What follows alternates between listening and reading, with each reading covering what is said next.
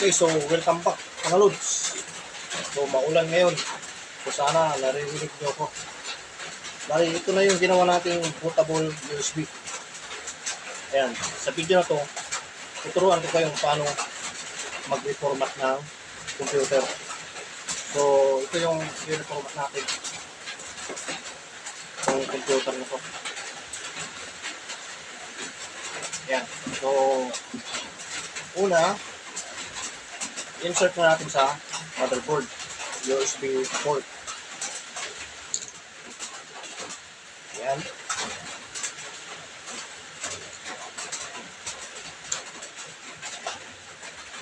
Ayan. So pag na-insert na yung USB, bago i-power on, dapat alam niyo yung hotkey para makapasok sa BIOS. So may nagawa na akong video kung paano pumasok sa BIOS setup.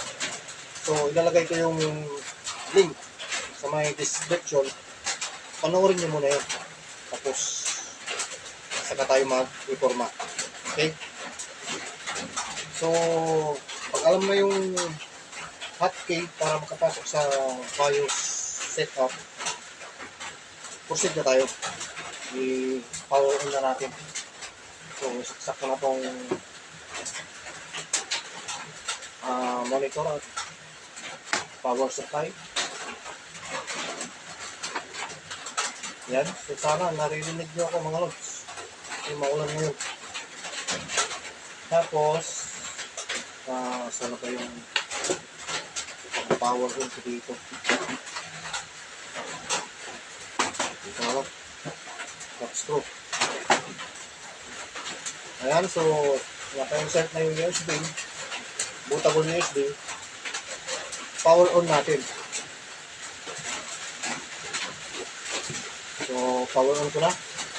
So pagka power on, pindot-pindot agad yung hotkey para makapasok sa BIOS.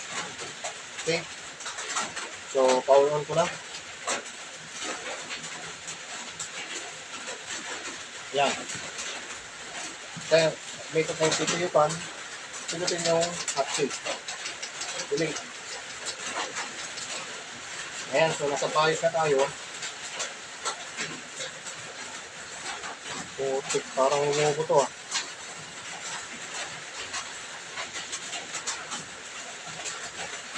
Yan yung mga lods. Lumubo yung capacitor. Buti napansin ko. Ayan, buti may display pa.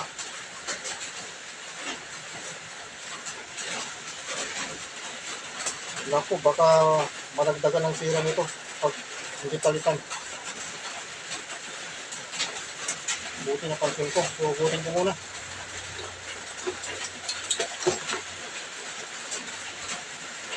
Ano mga lods, so lumubo. Hindi masyado makita. Ayan, lumubo siya. Kailangan dapat kan flat na flat. Ayan, katulad nito. Ayan, flat na flat. Ito, lumubo. Ako, saka na tayo mag-reformat. Baka lalong masira kung yung board ko. Oh no! So, pagka ganito, yung board may mga lumubong capacitor, agapan na para hindi madagdagan yung sira. So, paano kaya ito? So, sunod na yung reformat mga lods. So, ito muna. Palitan ko muna itong capacitor. So, sayang naman kung masisira itong board ko. Ayan, so palitan muna natin.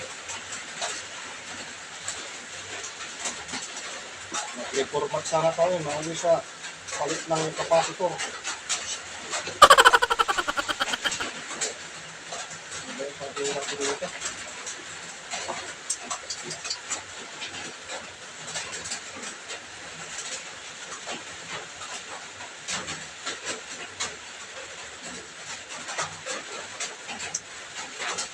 Ito yung value nito.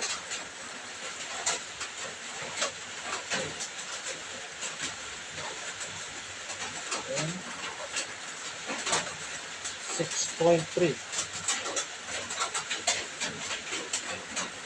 6.3 volts, 820 microfarad.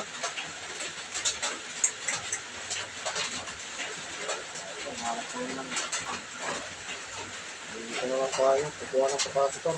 So, parehong ASUS din to. Ayan. Parehong design ng motherboard.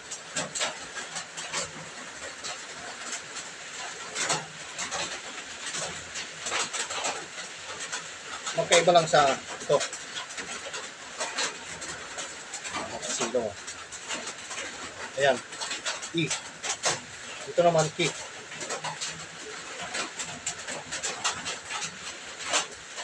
Pero pareho yung mga pesa na ginamit. Maliban lang dito. Ito, SMD. Capacitor. Ang ginamit. Halos lahat. Maliban lang dito sa apat na to. Ito naman, ito yung may lumobo. Hindi SMD capacitor ang ginamit. Yan. Yan. So ito yung papalit natin. Bali, sira na tong board na to. Wala na rin gusto.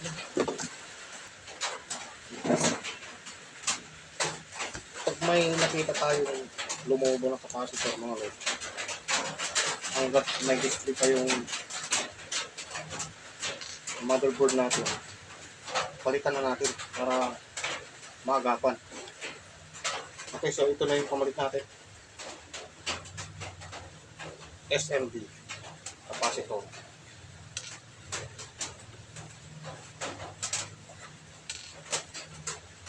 So, bubulutin muna natin to.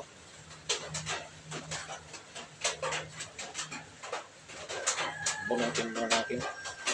Power cord. Power supply connector. Yan.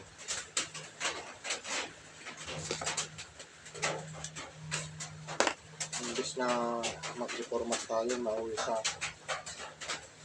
pagpalit ng capacitor. So, ito yung bubunutin natin. Ito. So, gagamit tayo ng paghinang.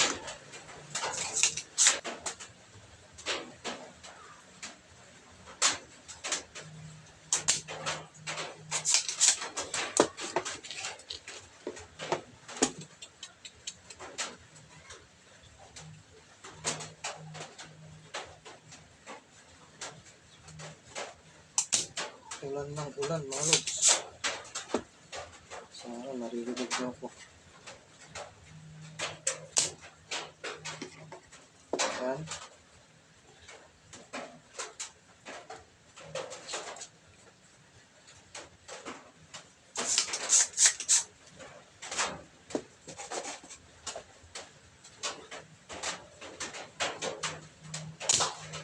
Ayan.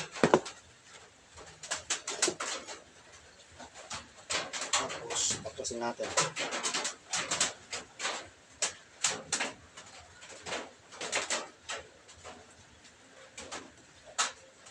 Ayan. So, matigas pa. So, ginagawa dito pag matigas, habang hinuhugot siya, kainitan natin ng soldering iron. Ayan. So, sa kabila. Yun. Tanggal na.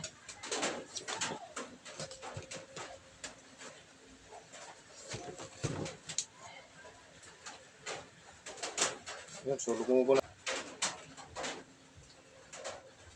Ayan. Lobo. Ayan, ganun din sa ilalim. Parang lumubo din. So, kailangan flat na flat yan mga lods. Katulad yan, no? Flat. Ito, lobo. Palitan na natin.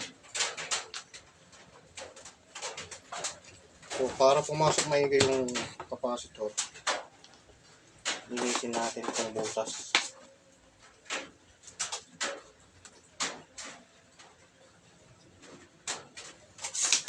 Ayan, kasi may leads. May lalim.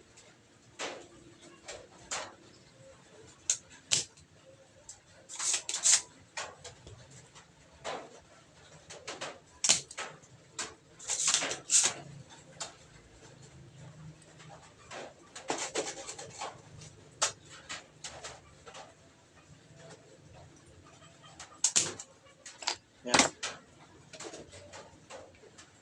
Ibalik natin. SMD capacitor para matibay siya. So,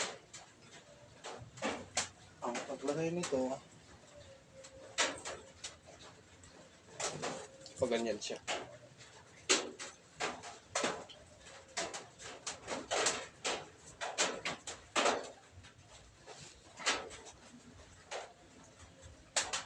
Ayun.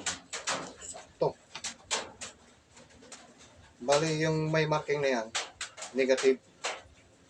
Ito yung positive niya. Okay. So, yun lang muna natin.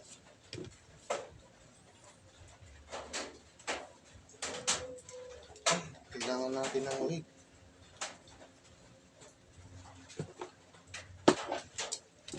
So, balik ko muna para hindi siya malaglag.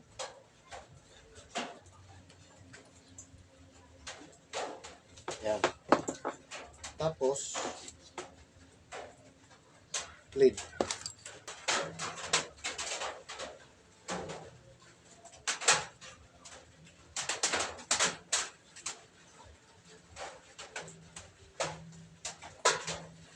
Yan. Buti nagapan ko mga notes. Pag hindi natin nagapan ito mga notes, masisira na yung board. Mahal pa naman ang board ngayon. Yan. Positive. Positive, negative. Ayan, so testing natin. So, bukas na siguro yung reformat mga lods. Ito lang muna.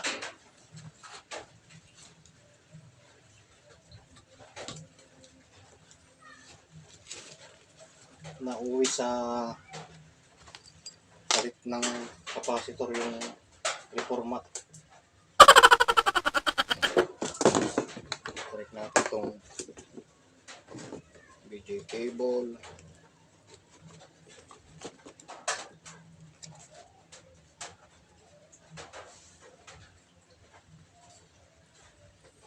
Ang mahirap nito pag lalong nasira, patay tayo dyan. Oh no! Simple siguro yung mga lods, no?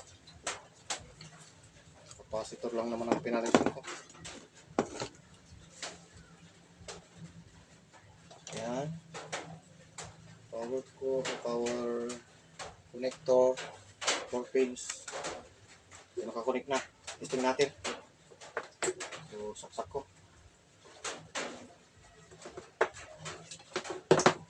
Saksak ko yung monitor. At power supply. So, sana, okay pa. So, power on ko na. Yun, so naka-power on na.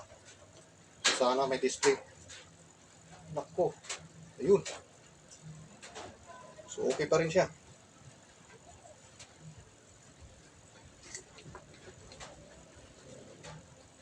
Isalba ko yung motherboard ko. Ayan. Pag may nakita ko yung lumubo mga lods, palitan nyo na agad. Para iwas sira yung motherboard nyo. Buti napansin ko.